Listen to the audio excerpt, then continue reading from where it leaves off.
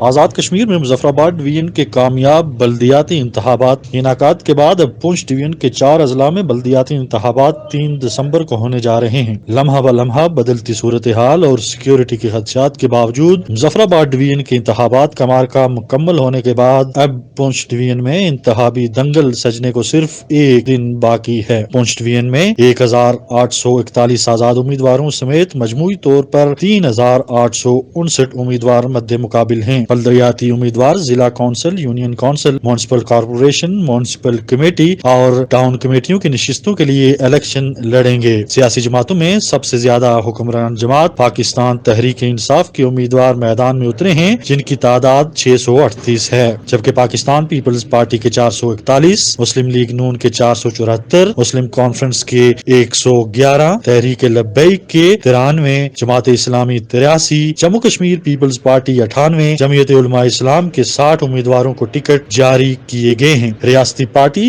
جے کے liberation league کے 4، جے کے یونائیٹڈ موومنٹ 4، قومی اتحاد پارٹی 1، رائے حق 1، جے کے عوامی تحریک 1 اور تحریک جوانان پاکستان کے 1 امیدوار بھی بلدیاتی انتخابات کے میدان کارزار میں موجود ہیں۔ پونچھ ڈویژن میں ہونے والے اس انتخابی اکھاڑے میں آزاد کشمیر کی رجسٹرڈ 33 سیاسی جماعتوں میں سے صرف 15 جماعتوں نے اپنے امیدوار میدان میں اتارے ہیں، جبکہ ان انتخابات میں حصہ لینے والی خواتین کی مجموعی تعداد صرف 8 ہے۔ Pearl news, Rawalakot.